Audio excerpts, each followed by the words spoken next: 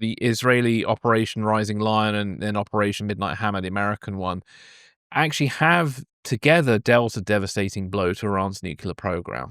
I think the sort of status quo that we have arrived at right now, that would have to break down before we see another strike on Fordo. I think Skyfall, in a way, became a bit of a step backwards and then pushed them down this road where you started getting to more Bond tropes again. I thought the potential of having Blofeld as like a big bad had a lot of potential and could have been really cool. I think Christoph Waltz was like perfect for that role, for a modern iteration of that, and it just feels like they kind of did not execute on it well.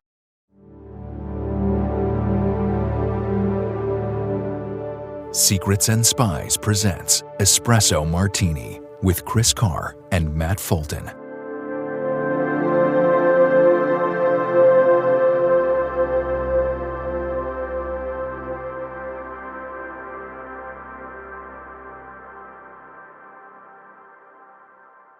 Hello, everybody, and welcome to a sort of special Espresso Martini, because we wanted to look a bit further at the strikes on Iran's nuclear sites that happens almost like 24 hours after, or maybe 48 hours after we recorded our previous episode, and where Trump had left us on a cliffhanger saying, it's going to be 2 weeks before I make my decision, and then lo and behold, he goes and bombs the nuclear facility. Yeah. Spoiler alert, that was a lie. Yeah. So I felt like we probably should come back and have a bit more of a chat about that. And then in our last section today, we will just talk a little bit about the new official James Bond news, because official James Bond news is quite rare. There's an awful lot of clickbait out there that gets people into a tiz, but this is actually some genuine news, which is quite exciting. So we'll go into that in a bit. So Matt, I'll let you talk us through Iran, because you, as I said before, you're our in-house sort of Iran expert here. So I will hand over to you. Yeah, thank you. So yeah, I'll get us started here on breaking down. There's a whole lot to talk about here. So, after days of Israeli airstrikes on Iranian nuclear and military infrastructure, President Trump authorized the first American combat operation inside the Islamic Republic since 1979. The U.S. bombing campaign, dubbed Operation Midnight Hammer, launched on June 22nd and centered on 3 sites: Fordo, Natanz, and Isfahan. B-2 bombers from Whiteman Air Force Base in Missouri dropped a dozen 30,000-pound GBU-75 bunker buster bombs, or MOPS, on the deeply buried Cascade Halls at Fordo, while submarine-launched Tomahawk cruise missiles struck Isfahan and Natanz. But in the days since, a growing rift has emerged between the White House's triumphalist rhetoric and the intelligence community's more sobering assessments of what the strikes actually achieved. According to a New York Times report, Trump's decision to strike came after a week of calculated misdirection and internal chaos. While he publicly claimed to be undecided, even telling reporters he'd wait 2 weeks before making any call, the strike plan was already in motion. He authorized the attack from his Bedminster, New Jersey golf club on Friday evening, just hours before B-2 bombers began the 18-hour flight to Iran. The Pentagon built deception into the mission. One group of bombers flew westward over the Pacific as a feint, while the strike package approached from the opposite direction. The operation was timed to avoid tipping off Iran, but also to buy Trump political space. He could back out at the last minute, as he famously did in 2019. This time, though, there was no turning back.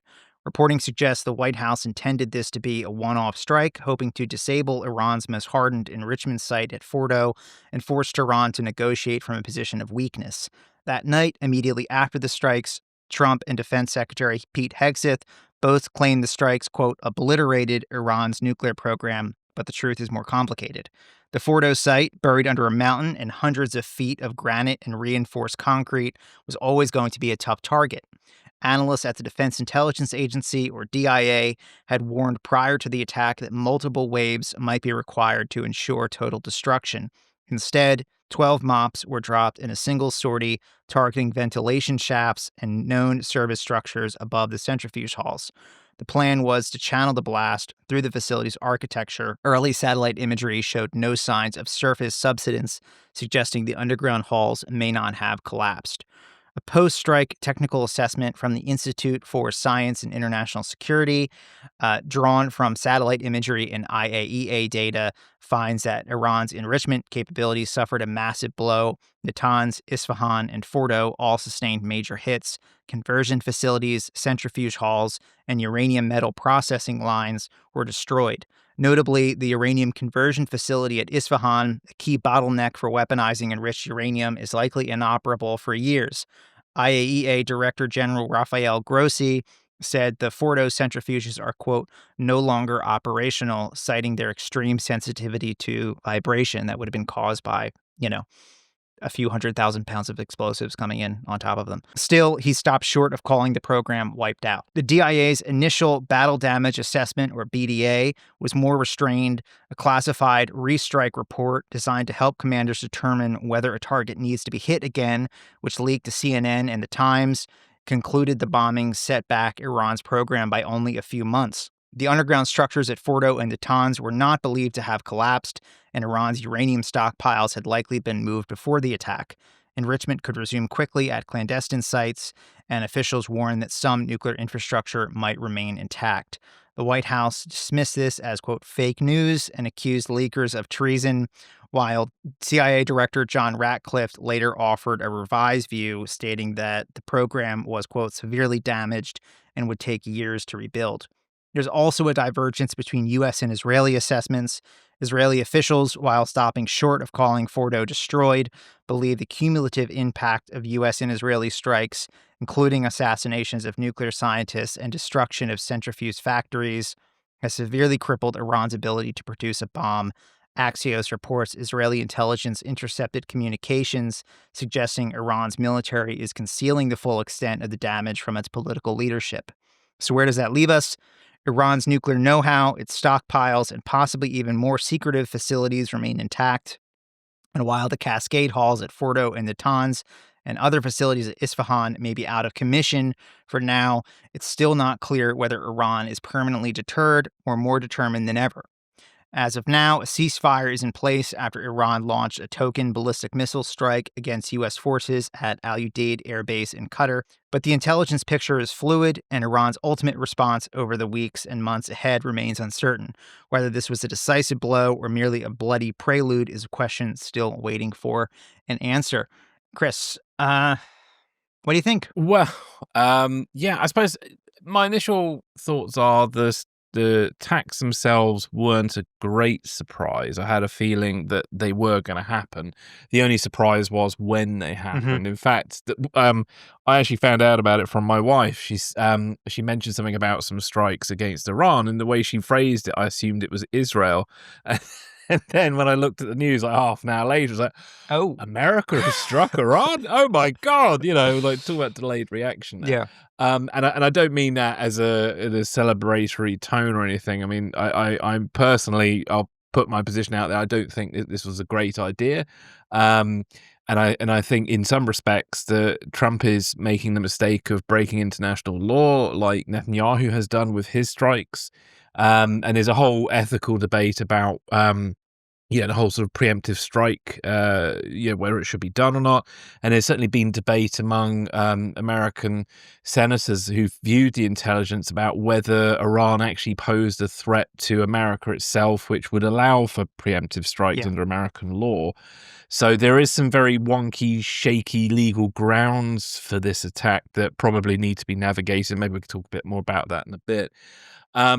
Then the one thing that I will say, I'll give the Trump admin and the Pentagon planners credit for managing to stage an attack of this type with no leaks prior to the mission's execution, which is not an easy feat in this day and age. But it was interesting that the New York Times noted that planners were concerned that Trump was giving away things with statements that he sort of put out there, like when he left the Group of Seven in Canada to he basically said that he wasn't leaving to broker a Middle East ceasefire, but something much bigger. And then later telling people to stay tuned. Yeah, he can't keep his mouth shut. Yeah, and days before he'd said to people to evacuate Tehran. I mean, maybe there was another plan to actually attack Tehran, and then maybe they decided that wasn't a good idea. I don't know, but it sounds like Trump was the biggest threat to this mission in many respects, with his sort of weird tweeting, or he wasn't even tweeting. Actually, it's Truth Social. What do you call a post on Truth Social? Socialing? I don't know what you call that. Truthing? I've heard. Oh, what did I? Someone had a really good joke about like a secretion, or someone called it. Like it was like a really gross kind of a Secretion sounds about right, yeah. So he actually could have been the biggest danger to the OPSEC of the whole thing. And the Pentagon apparently built in their own deception plan to the attack, which was to send a second group of B-2 bombers that left Missouri and headed west over the Pacific Ocean in a way that flight trackers would be able to monitor that. Yeah, they said they were going to Guam. That's it. Yeah. And then I think I saw you and some other people would be talking about like the geography of Guam and Whitman Air Force Base and various other things, because the attacks themselves did come from Whitman in the end, didn't they? And it was a 37-hour flight for the B-2 bombers involved, directly from Whitman, and that could not been probably was not a lot of fun for the pilots on those planes for being in there for 37 hours. No. And I've got some details about that. Yeah. We can talk about a bit later.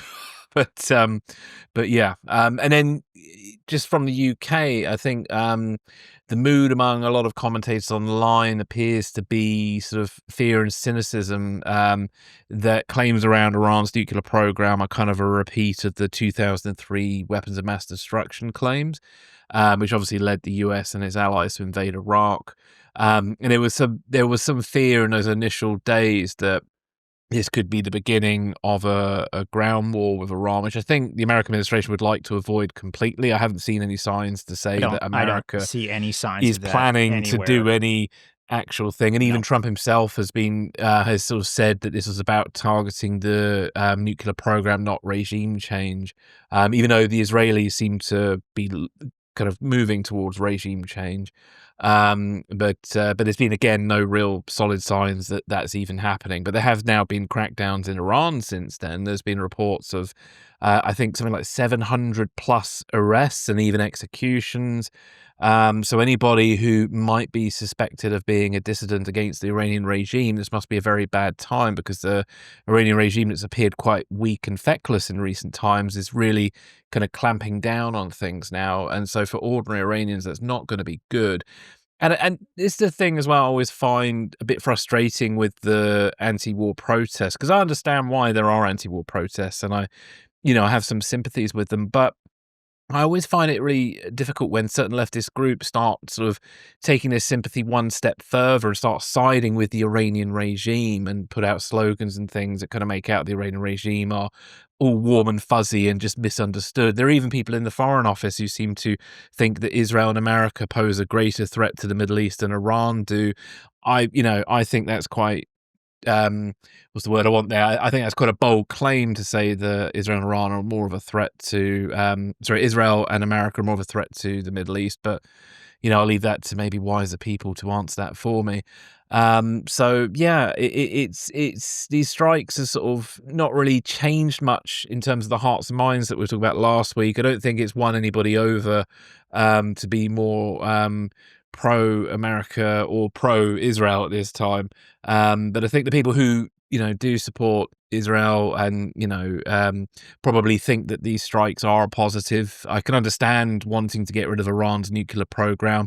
I just think dropping bombs on it is possibly not the best way to do it. But, it's easy for me to say that from my flat in London. So, Matt, what are your thoughts on all of this? Yeah, I think one can criticize or have justified reservations about the timing and necessity of and strategy behind these strikes without, then resorting to believing that Iran is a, small defenseless being who didn't do nothing bad to nobody ever. That's just not that's not the case. No, it's not true. I mean, they've killed British and American soldiers in Iraq for most recent stuff. Yeah. So all that aside, let's touch on the legal question real quick around it. I am not nearly an expert on presidential war powers. So to launch a sort of like preemptive strike on a foreign target overseas without congressional authorization or anything, as you said, yeah, there has to be like a clear threat to U.S. personnel interests, that sort of stuff to authorize that, but to allow that. But then there's define imminent threat is when you then sort of go from that. Yeah. The intelligence.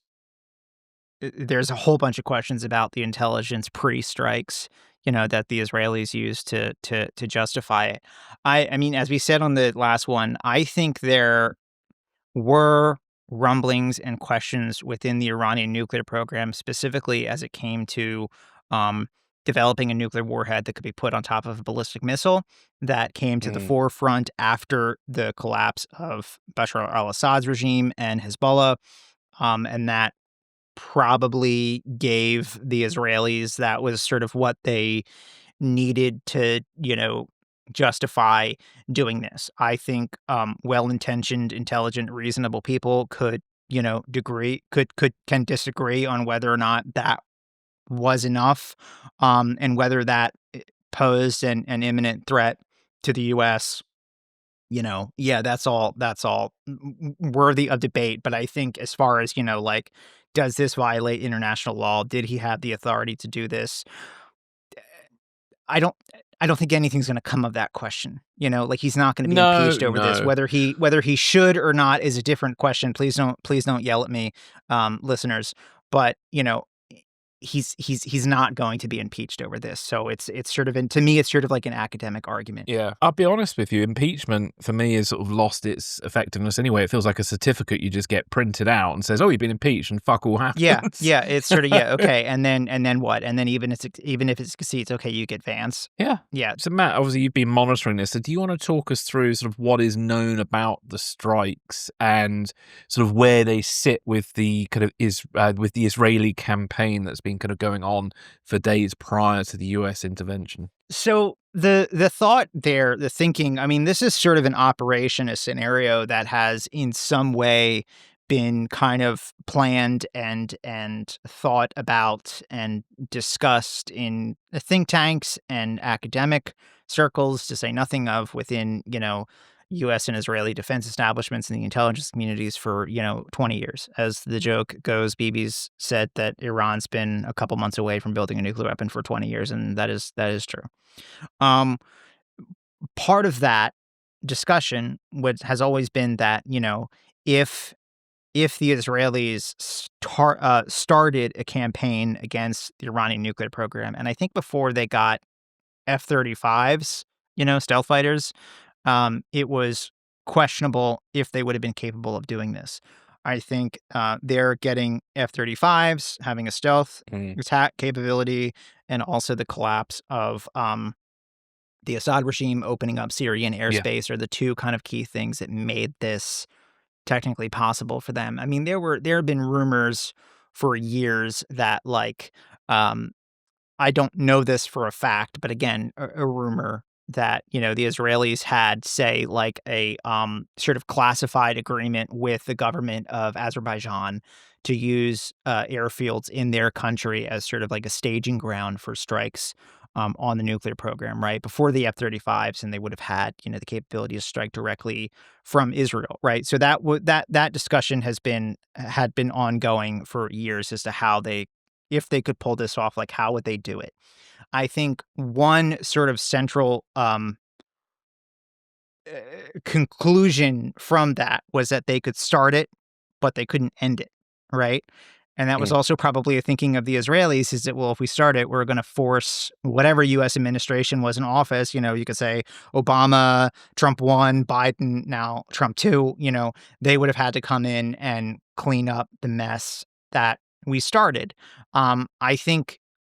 I don't know that I hold this view myself, but I think there is an intelligent and useful argument to be made that once these strikes began, it would have been, okay, we never should have gotten here in the first place. Incredibly dangerous. We sort of known that and have talked about this for, 20 years. But okay, we're here now, for better or for worse. We're here now. This is happening.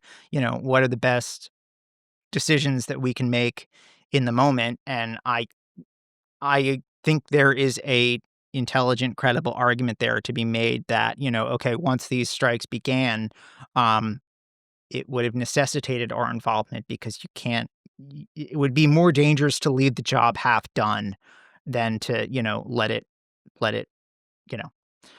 So there's that. Yeah. The debate that we're sort of having here now about, the intelligence assessment post strike and everything, and a lot of the news cycle here in the U.S. for the last week or so has been driven by the CNN and New York Times reports about a preliminary intelligence assessment out of DIA, the Defense Intelligence Agency, that it was assessed with, low confidence that that the nuclear program had only been set back by a couple months and strikes had not been fully able to destroy the Cascade Halls at Fordo. Mm. So there's something to be said there about that assessment. So when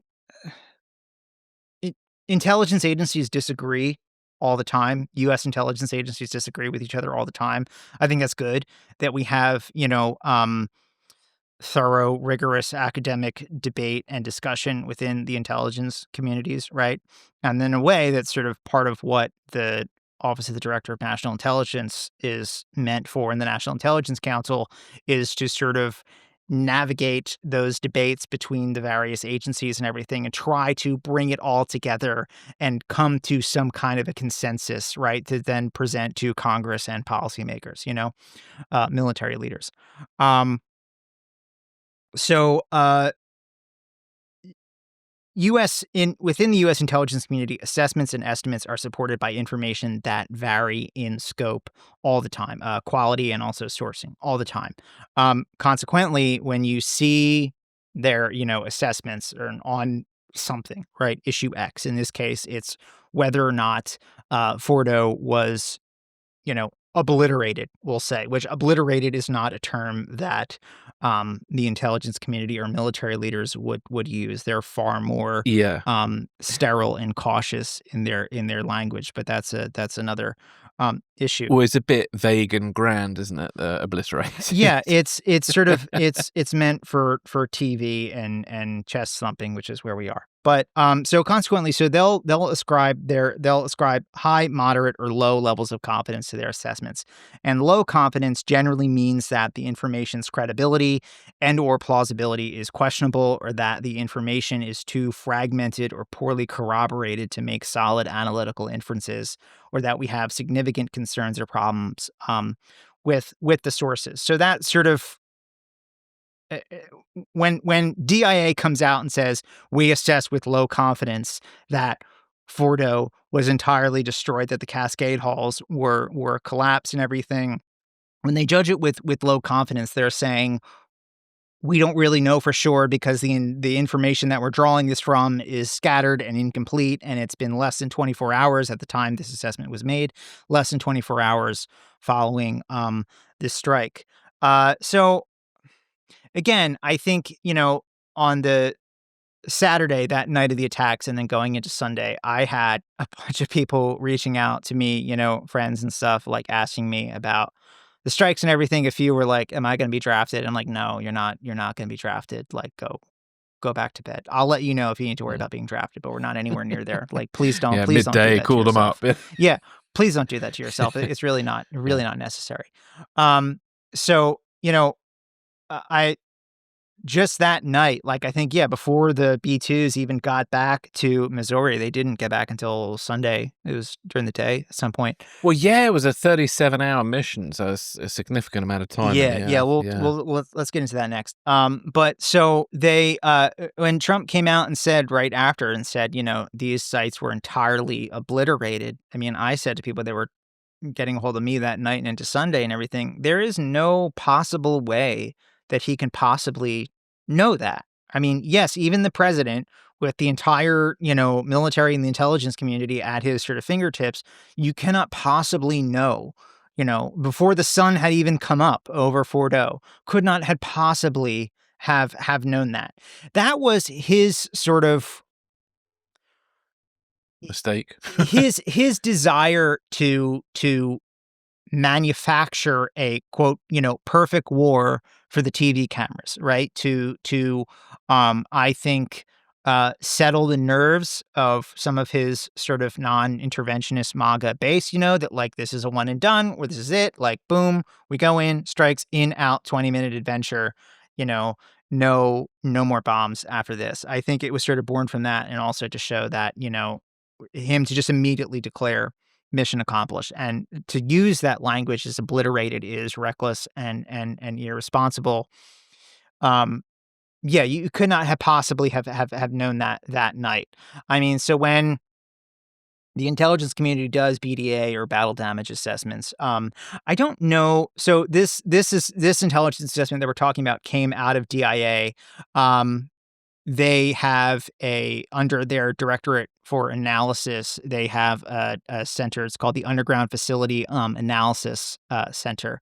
I haven't seen their name tied to this assessment. Just my sort of like educated guess is it would have come from them. I mean, these people that are study the wonky term is it's HDBT, or hard and deeply buried targets, and the Underground Facilities Analysis Center, they do that 24/7, study that 24/7. So underground, command centers, nuclear facilities in, say, Iran, Russia, China, North Korea, elsewhere as they pop up. There's also an outfit under the DTRA, the Defense Threat Reduction Agency, which is not part of the intelligence community. It's a service agency under the DoD. They have an outfit called the Hard Target Research and Analysis Center, or HAT-RAC. They're sort of referred to. But when they go back and they do that BDA, that battle damage assessment, right? And then it gets pulled into the rest of the intelligence community. And, okay, so they're looking at satellite imagery. They would be looking at infrared imagery of the sites around Fordo, probably radar imagery from satellites, and also reconnaissance aircraft, drones. Do you think any seismic surveillance as well? Because I'm imagining if you manage to blow up an underground facility, there's going to be some sort of rumblings that could be detected somehow. Yeah, so the seismic data, that would probably also, just sort of my gut kind of understanding, educated guess here, would come through AFTAC, which is the Air Force Technical Applications Center. They're headquartered down in Florida, and their job is to do a lot of monitoring treaty compliance around non-proliferation regimes and nuclear weapons and everything.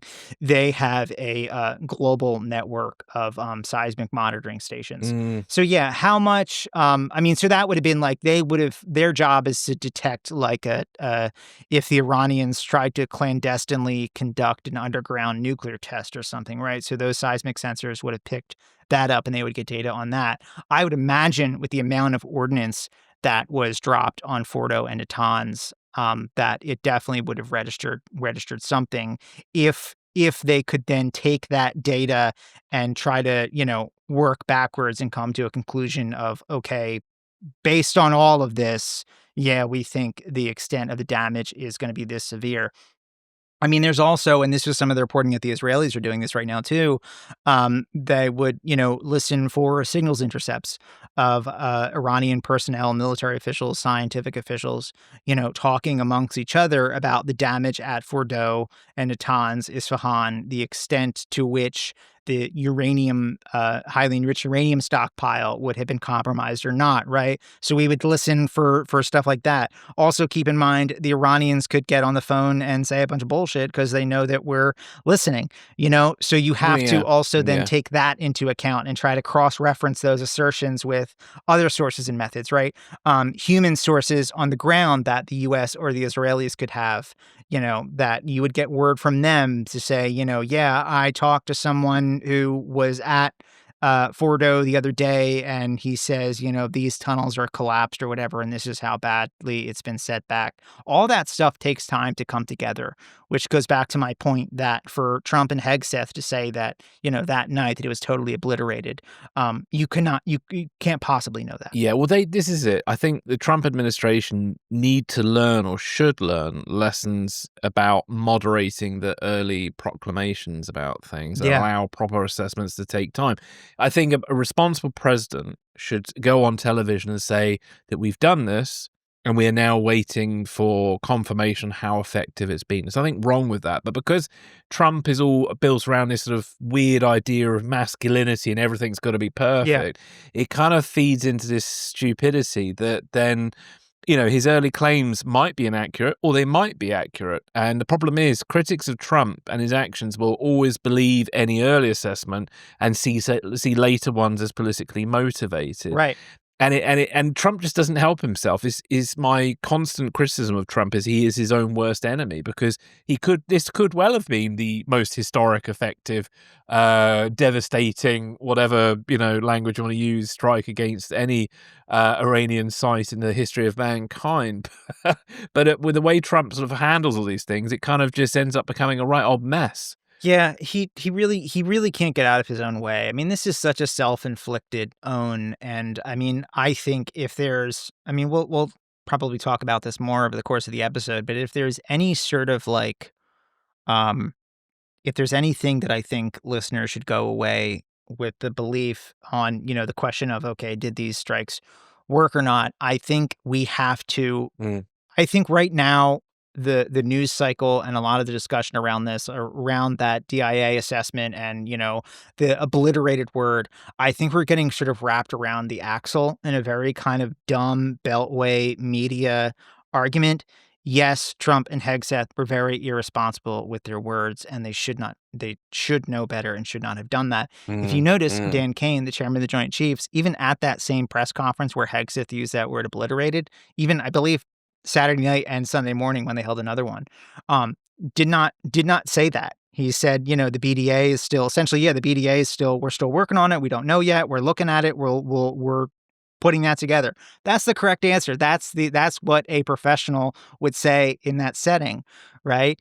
But I think, the question of how far back has a nuclear program been put, there's some other analysis from the ISIS think tank, the good ISIS, it made me chuckle. Yeah. That looks at, they were around long before the terrorist group ISIS. And I remember at the time in 2014, it was like, oh shit, is ISIS going to have to change its name now? I have a family member who had a dog named Archer ISIS. had to do it, awkward, didn't they? But, but a lot of their assessments and everything shows that there is real serious and lasting damage to the Iranian nuclear program. I think it's a mistake to sort of hyper-focus on the U.S. strike on Fordo and what those MOPS did. I think we need to take a more holistic look at the Israelis, the week of Israeli strikes beforehand, the U.S. strikes, also any sort of offensive cyber operations that may have happened over the course of this that we are yet unaware of. Special forces operations, which I believe just yesterday that I was on Bluesky over the course of the war and saying I would watch out for Israeli special operations raids targeting that uranium stockpile, going on the ground and getting it and taking it out of Iran. Like a heist, essentially. Well, there's plenty of photos of it being picked up, so I'm imagining you could track the trucks, where they're going, etc. And I'm sure the Israelis know what's going on. Right. I mean, that's the other thing too. Just speaking of the U.S. intelligence community, we probably would have had regular, a regular eyes on those nuclear sites, probably at least from October 7th. And then once the Israeli strikes happened, 24/7, like unblinking stare on those sites. Anything that came or went out of them, we were watching. And that probably definitely factored into the strike plan, right? But, going back to, I think we need to look at all of this in a sort of cumulative way. The U.S. strikes, the Israeli strikes, any sort of cyber operations that we're unaware of, special forces, Israeli special forces operations on the ground that we may be unaware of. Also, the dozens of Iranian nuclear scientists that have been assassinated over the course of this operation. Also, whatever the Israelis may or may not do in the future. Yes, I know there's a ceasefire in place right now. I don't think we're going to have Israeli airstrikes again, at least in the near future, but that doesn't mean Mossad won't keep doing what Mossad does behind the scenes. Do you know, it was interesting when Trump first announced the ceasefire, and because he was just heading off to this NATO conference, and I think he was Yeah. trying to do a victory lap of, hey, I've just bombed this thing, and hey, I've got a ceasefire, and then immediately Israel violated it, and I've never seen Trump use, was it the F word he used against? Yeah, he said Israel and Iran have been fighting each other for so long that they have no idea what the fuck they're doing, which I think is a bit of. And then he like immediately just like stomped off to his helicopter. Um, I think there's probably a bit of projection there. um, but yeah, it definitely says something. I mean, I think if a president dropped an F-bomb in front of the press on live television in previous times, it would have been a really big deal. But I that's mean, sort of. like the tan suit affair, Yeah, probably. yeah. God, exactly. Can you imagine what Fox had said if Obama came out and dropped an F-bomb on live television? Yeah. Holy mother of God. But, I mean, you can make that comparison for about 5 things that happen every single day now. Yeah. Yeah, what if Yeah. Obama did that? But no, I think the more sort of responsible idea and probably correct one is it's been set back somewhere between a couple months to a couple years. I think there has been real damage. Is it, are they going to be able to recoup, or are the Iranians going to be able to recoup from that damage? I mean, eventually, you know.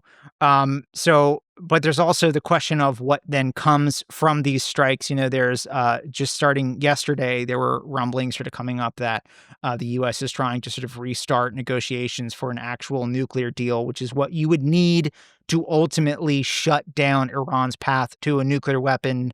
You cannot do it by force. Not the price to you. I mean, you could do it by force, but the price to do so is not anything anyone is willing to pay. That is, you would need troops on the ground to do that. You can't do it from the air without any sort of blood loss on our side. It's not possible. So you do need a diplomatic resolution to this, right?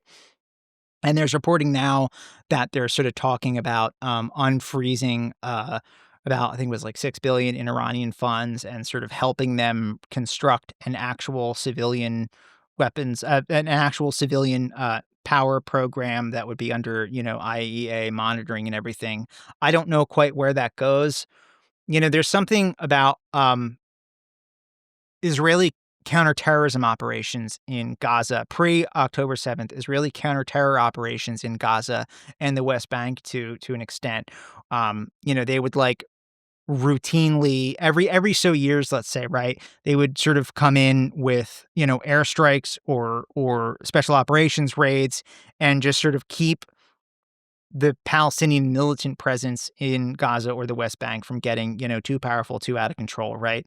The Israelis would call that mowing the grass. And of course, there's the implication then that the civilian populations that are caught up in these operations are just sort of weeds that need to be, once in a while cut down. And, I leave that there for people to make of that assertion what they will. However, I think it's true that once you do something that's really difficult for the first time, it becomes infinitely easier to then, usually becomes infinitely easier to do it again. And I think there's, going forward in the months and years ahead, there's a chance that that's also what we see of between Israel and Iran.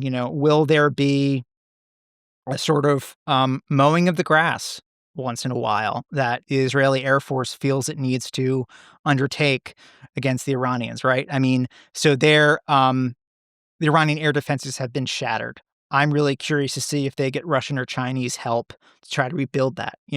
Will the Israelis allow them to do that? Is another. So, I mean, these are all open questions that we just don't really have the answer to right now. It's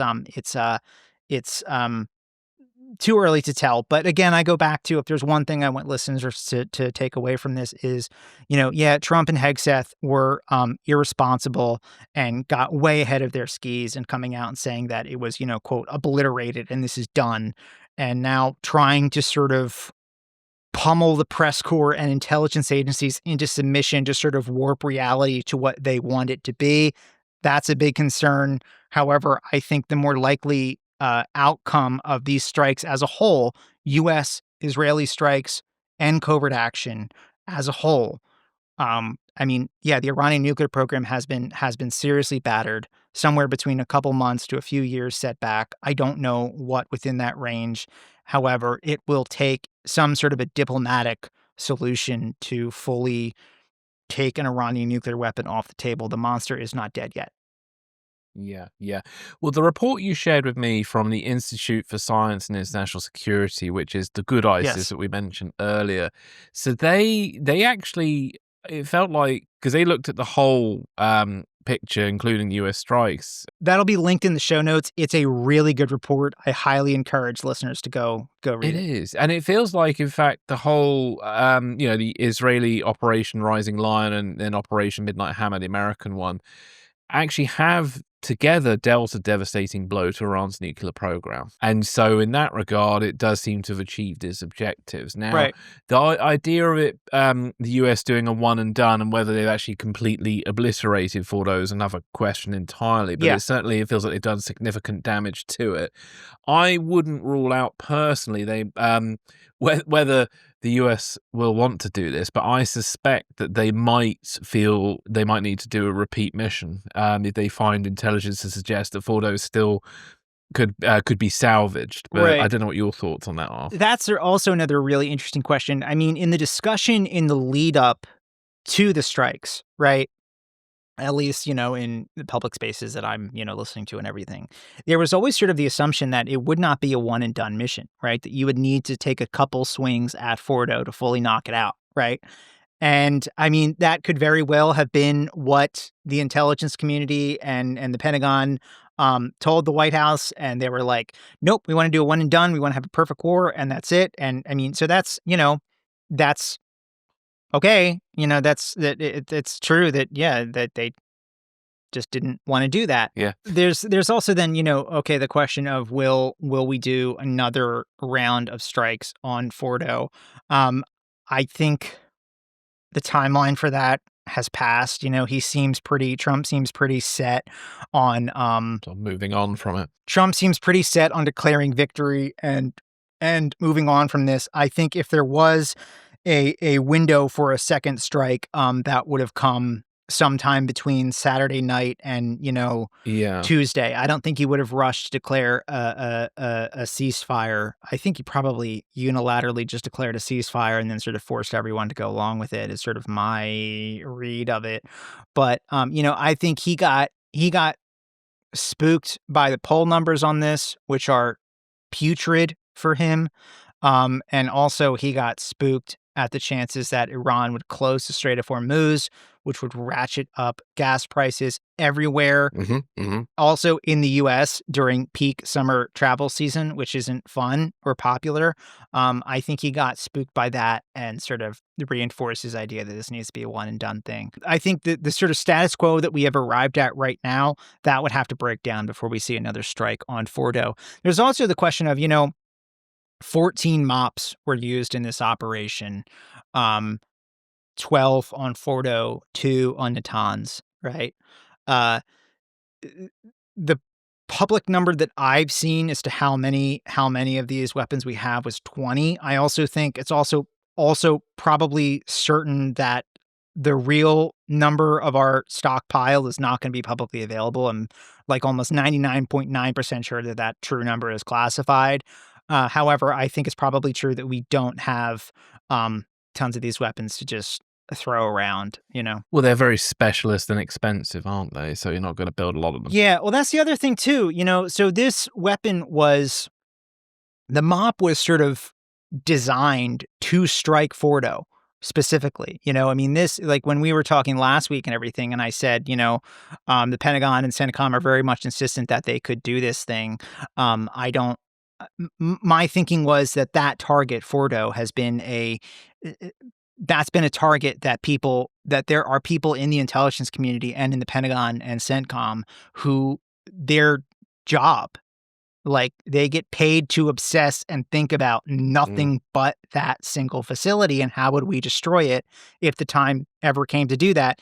And in a way, you know, the GBU-57, that MOP was designed to destroy that facility. So, I mean, I think also if you look at some of the test footage, I'm going off on a bit of a tangent here. If you look at on the test footage of that Dan Kane put out in a press conference yesterday. It was a test of the MOP at the Capitol Peak test bed at White Sands. Really cool. It actually overlooks the Trinity site. You know, that explosion did not collapse the tunnel that it was tested in. It destroyed anything in that tunnel would have been destroyed, but it did not collapse, cave in the roof of that tunnel. So again, I go back to, if we're sort of obsessing over the word obliterated and whether or not the Cascade halls at Fordo were collapsed or not, I think we're sort of focusing on the trees and missing the forest here. Yeah, totally. One other thing just to add, there was a really good piece you shared from Lawyers, Guns and Money that was talking about how... It's by Cheryl Rofer, a blog post there. Yeah. She worked at Los Alamos for many years. Oh, did she? Yeah. And it talks a little bit about like how the Iranians use sort of concrete and stone in sort of layers to help divert sort of blasts and shockwaves from any bombings. And so, not only is it deep down, but obviously rocks and things can actually weaken the effects of the blast the further down you go. So it's very interesting. It's like a strata. It's like a layer cake. Yeah, and so it's that side of things is very interesting. One other question there's two other questions I'll ask you about all this. So, what are your thoughts on the Iranian retaliation that happened against the US base in Qatar, and how is that? It doesn't seem to have escalated things. No. But what are your thoughts on all that? It was symbolic. It was a token strike. I mean, all air assets had been evacuated out of Al-Udeid a long time before, a few days or at least a week before these strikes happened. I think it was before the Israeli strikes happened, we started evacuating stuff out of that base. It was coordinated between the US and the Iranians, like what time we're going to do this, and also Qatar. It was a very staged, orchestrated, symbolic response. I think they fired 6 or 7 missiles at the airfield, which would match the number of B-2s that were used to strike the nuclear facilities. So they had to do something, but that day, like, I was watching, the Patriot interceptors try to fend these strikes off, and I said, if that's all it is, they're not interested in taking this further. Yeah. The war zone have quite a good piece about the Patriot batteries that were used to defend the base. I'll put that in the show notes. And apparently there were 44 American soldiers who were responsible for defending the entire base. And the oldest soldier was a 28-year-old captain, and the youngest was a 21-year-old private, only been in the military for less than 2 years. And the Pentagon is saying that, they believe that this was the single largest Patriot engagement in U.S. military history. So also, biggest B-2 strike in history. Yeah, indeed. And one would hope it stays that way. But so one other question as well is, how is Trump now sort of doing politically for all of this? Because obviously when we spoke last week, there's the isolationist wing of the want to say the conservatives now, sorry, of the The Republicans, is So there's an isolationist side of Republicans, which are kind of married to MAGA, the Make America Great Again movement, and then you kind of got what we're talking about, the neocon side of things, are a bit more interventionist, maybe sort of George Bushy kind of view on the world. So how is Trump sort of doing? So you mentioned some polls earlier. But what's going on your side of things? The polls on this are really bad. I mean, while it is broadly understood and agreed upon here that Iran should never have a nuclear weapon, the Yeah. idea that we should have done these strikes to stop it, it's not popular, like, across the board. There's been a big effort by them since this to sort of warp the discussion into, if you question our strategy behind these strikes or the lack thereof, that you also then hate the troops, which I think is just really kind of gross. I mean, I saw that. Very George Bushy. Yeah. Freedom fries, George Bushy, but also dumber, in a way. I mean, so those men and women of the 509th Bomb Wing that flew the B-2s that were part of this strike. I mean, so those pilots and their enablers in the operations, maintenance, and mission support groups. I mean, their job in this is to get those bombers into Iranian airspace undetected, drop their ordnance on time, on targets, at the aim points that they've been given, to sort of set the fuses appropriately to do what the planners at the Pentagon and CENTCOM in the intelligence community said they should do to destroy the facility, and then get out undetected. And they did that. They did their job. Whether or not the plan that they were given and meant to execute as derived was capable of achieving a broader strategic objective is not their concern. So to say that to use them as human shields, I think is just really gross. No one's saying that those pilots didn't do their jobs. They did do their jobs exactly as they were meant to, that there was no strategy behind it, or that the strategy was half-baked and poorly considered, is way above their pay grade.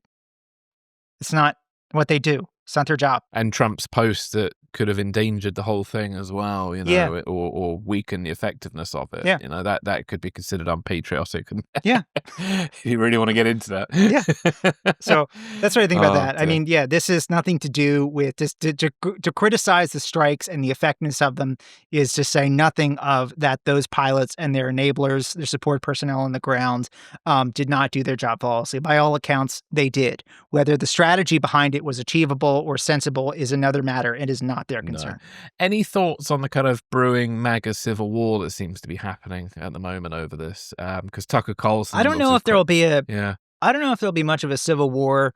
I think a whole lot of people got sort of bullied into submission to sort of find their way around to.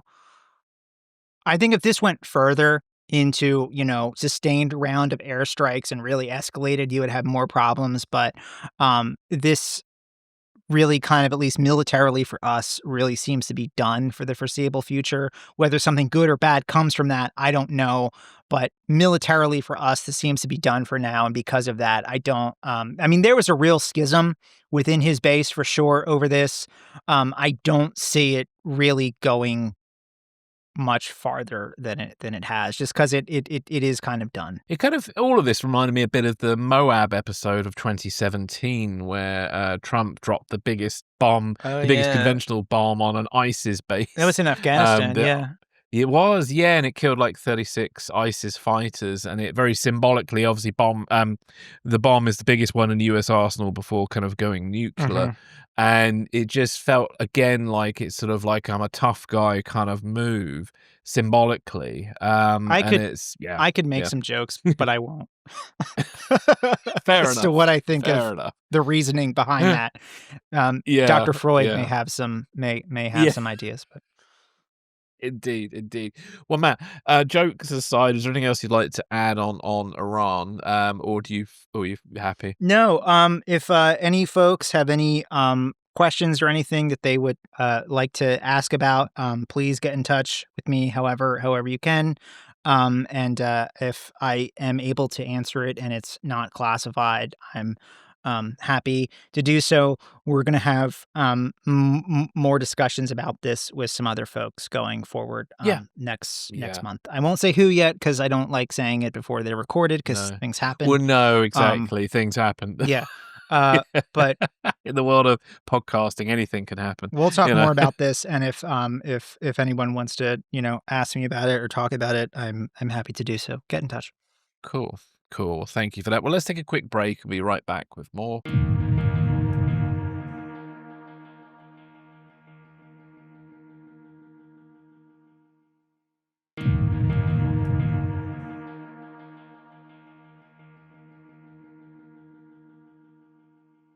So welcome back, everybody. So our final piece is some, worlds away from Iran. It's actually hopefully some exciting new news. So this is official news about the new James Bond movie that's been in development hell, I suppose, for a while. We've had everything from regime change to, all sorts of things have been going on behind the scenes of the new Bond movie. How long does a project have to be stalled before it's considered to be in development hell? Is there like a scientific measure of that, or is it just sort of vibes based? I don't know. That's a very good question. Sometimes development hell means it can be decades. I mean, there's been some films that have been 20 years. I'm trying to think of an example off the top of my head, but there are. I mean, one of them that didn't end well was a sci-fi film, and I'm trying to remember the name of it now. And it basically the source material was used by lots of other sci-fi movies. So by the time it came out, it kind of felt a bit sort of dated and been seen before. John Carter's the film I'm thinking of. Oh, yeah. And not a good film, but the source material has inspired so much sci-fi that we know well. Bankrupted the producers, I think, right? It did, yeah. And a similar thing happened to Dune as well, which eventually got brought back to life by Denis Villeneuve. In the interpretation now that's considered the best version of it. You had the David Lynch film that ended very badly, and the studio messed around with it a lot without his permission. What was the name of the director who wanted to do the other Dune adaptation? That there was like storyboards and all kinds of concept art drawn up, and then it never happened. Yeah, Alejandro Jodorowsky. Yeah, he had a Dune adaptation that there was all kinds of stuff made for it, and it just never got off the ground. We're sort of getting away from Bond, though. Yes, indeed, we are. But there is a connection because Denis Villeneuve, who directed the new Dune, is now going to direct the new James Bond film. It was confirmed by Amazon MGM Studios that Villeneuve will direct with Amy Pascal and David Heyman as producers, which is, I think, fantastic news. I think, actually, in many respects, Denis Villeneuve is probably the best director out there to handle this, in my opinion. I think it's really hard because it depends on the tone they're going for.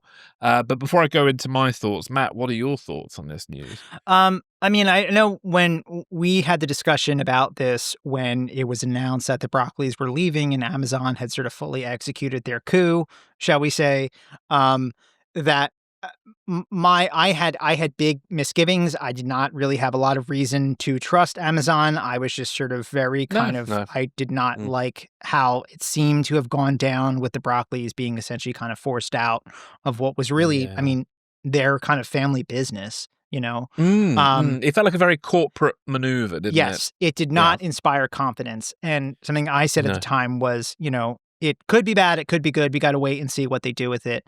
And as far as, picking Denis Villeneuve to do this personally, I got no complaints. This is great. I'm really eager to see who the writer is and, of course, who is picked to play Bond. But beyond that, cool. I hope they get out of his way and let him do what he wants. Yeah. Well, James Bond now be Timothy Chalamet. Wouldn't that cause riots over there if we had an American actor? Well, we've been close to it. It was James Brolin was the closest American actor to becoming James Bond, as far as I know, because he was going to replace Roger Moore for Your Eyes Only, and then Roger Moore came back. So there's actually some footage of James Brolin as James Bond on YouTube where you can watch him do the scene from Russia with Love that all Bond actors are supposed to do as their audition.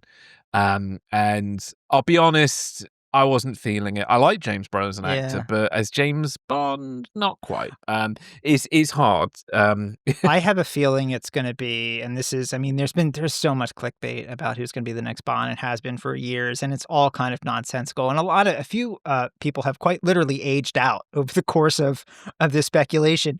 I think, it's gonna be an actor from the British Isles, dark hair, kind of late 20s, early to mid 30s, and a few credits under his belt, but not a household name.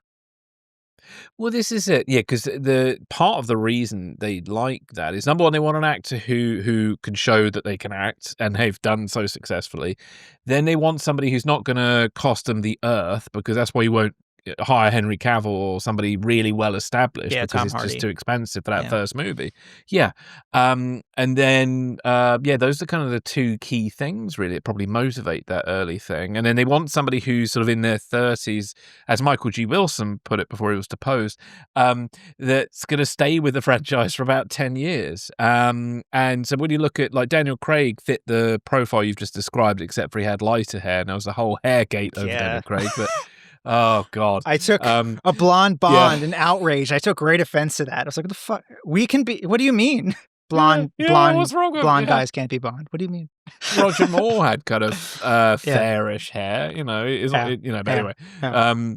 So we will see. But no, I think Denis Villeneuve for me, is the sort of choice I would like, because I think his films, his films are going to be more atmospheric. There'll be, I think there'll be stylish thrillers that will feel grounded. I think you won't have any of the whimsical nonsense that led to, like, Die Another Day, which was the final Pierce Brosnan film, which I thought was bad. um, and then it'd be interesting to see how they tonally shift away from Daniel Craig, because Daniel Craig's Bond was quite introspective, but and stylish in places. Definitely, Yeah. I liked a lot of the movies. I think, I've said this before. I think, like, I actually quite like No Time to Die. I always thought it was his second strongest film, because Casino Royale for me was a knockout the park Bond movie. Uh-huh. A lot of people who don't even like James Bond liked that film. It just did something, and they never managed to match it, sadly. There was something about Lightning in the Bottle, that particular movie, that worked so well that they never quite caught. Yeah, they got screwed by that writer's strike that came when they were Yeah, doing Quantum of yeah. Solace and everything, which probably lost their Well, I momentum. think they lost confidence. Yeah, I think they Yeah. lost. I think Quantum was going in that. I always like Quantum of Solace. It's an imperfect movie, but it was kind of going in. It had that youthful Bond thing that they set up in Casino Royale, which then they completely ditched with Skyfall. Made him like this has-been middle-aged guy. And like it just, I mean, it was interesting for drama, but I think Skyfall in a way became a bit of a step backwards, and then pushed them down this road where you started getting to more Bond tropes again. And for me, I think the biggest, so with the whole Eon broccoli business, like, was it a good thing to have got rid of them or not?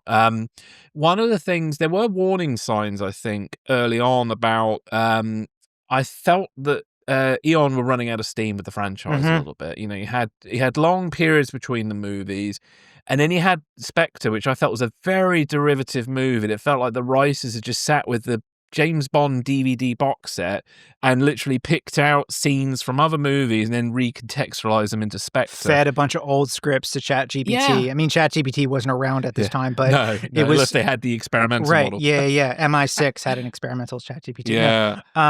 Just fed it all and said, make a Bond script is sort of what it. I mean, it was a shame too that they sort of. I mean, I thought the potential of having Blofeld as like a big bad had a lot of potential and could have been really cool. I think Christoph Waltz was like perfect for that role, for a modern iteration of that, and it just feels like they kind of did not execute on it well. No, and I think the mistake with Sam Mendes, he tried to take James Bond into a slightly superhero direction because of the success of Marvel movies. And I think it led to some very questionable choices, like Blofeld being James Bond's half-brother. Even my problem with Skyfall, as much as I enjoyed it when I watched it, my biggest problem is I find Silver, the villain, a bit too comic booky, and there's too much contrived stuff with Silver's master plan to get captured by Bond that really, to me, on repeated viewing, just like, I'd usually just switch it off by the time Silver gets there. Because it's just, for me, the first half of the movie works quite well until Bond meets Silver, and then it all rapidly goes downhill. Right. Not that I think Javier Bardem's an amazing actor. I just think it was just some poor choices were made, I think, with his character, in my opinion. I'm sure there are people out there who think this is sacrilegious. I apologize. It's just my thoughts on it. And then obviously No Time to Die has been the most divisive Bond film among Bond fans. I have no idea about people who casually watch James Bond, but the amount of pieces I see online almost on a daily basis where No Time to Die comes up and somebody says, it's the worst Bond movie ever made, and blah, blah, blah.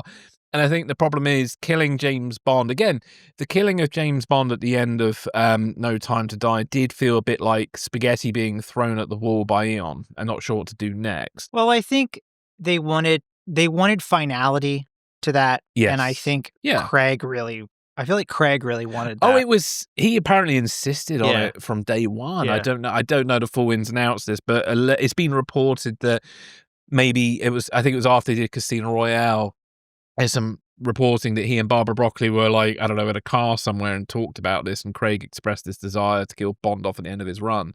And I think what they should have done, what they did at the end of the Bourne movies, where you think Bond's dead, and then suddenly you see him silhouette in the water and he just slightly moves. Or like the Dark Knight Rises. Put it at the end of the credits. Put it at the end of the credits. Yeah. It would have given people some hope, and then it would have totally bypassed it would have kept all the emotion and the moving.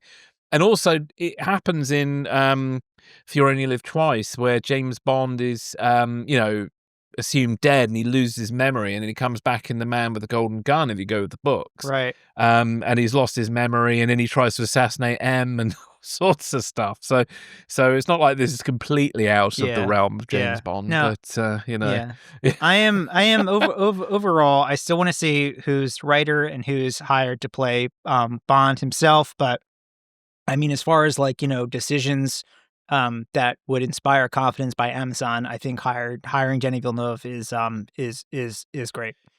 Love it. Yeah, and you may even see Roger Deakins come back as cinematographer. Ooh, good point. Good point. It could happen. It could happen because they're good who's the DP collaborators. for the Bond for the Dune films? His name is Well, isn't it Roger Deakins? I thought Roger it wasn't Deakins did the Deakins. first one. It wasn't Deakins. I thought Deakins did the first one. Greg Fraser is Dune Part 2.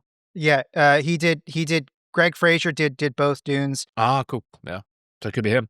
Deakins did Blade Runner. Denis Villeneuve's Blade Runner. Yes, he did, and that was I really Denis Villeneuve's films. I like them all pretty much. I'm a big fan of Arrival. I think it's my favorite of his. Yeah. Really love Prisoners. Sicario. Let's not forget Sicario, which is a brilliant movie in many ways. I have issues with some of the story, but it's a very stylish movie, and yeah. I'm curious what this means for the timing of Dune Messiah. Well, apparently Dune Messiah is happening before Bond, so I think what it is, Bond will probably come out in 2027. Is my prediction. We got a little ways to go because he's gonna be busy. They're about to start shooting the new Dune in the summer, as soon as, and that's due out I think next year. So I suspect, a lot of directors, in the lucky position, they kind of like go from one movie to another, and it kind of happens. So he'll be doing pre-production work probably on Bond as he. Yeah, they'll be doing the script and everything while they're shooting Dune and all that. Yeah. Yeah, because they still got to hire a writer and stuff. So I suspect that he'll be working on this when he's in post production on the new Dune movie, and then slip into the new film. So I would be curious if we would get John Spates, or I'm not sure how you pronounce his last name, or Eric Roth, who did the screenplays for Dune, would be sort of most sort of logical partnership to reteam up for Bond. I could see that. Yeah, I can imagine it. And I'm looking forward to seeing what they do, because I think, there's been many a problem with the Bond movies for some time. And so I think as we were saying earlier, obviously the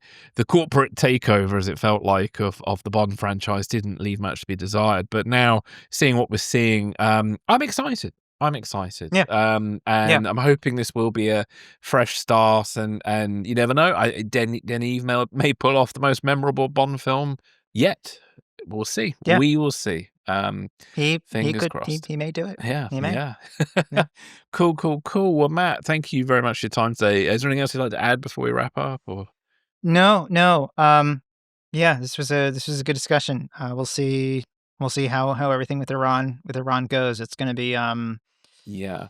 you're going to need some sort of a diplomatic resolution to fully settle this question, and whether that is achievable or not is we'll have to see. Yeah, time will tell where this will go. But yeah, I mean, people are still squabbling over the assessments at the moment, so we'll see where we go from there. Well, thank you very much, Matt. Thank you, everybody, for listening, and we will catch you next week. So take care for now. Bye. Bye.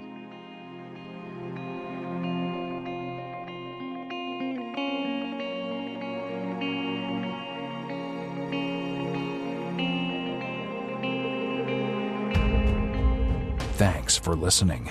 This is Secrets and Spies.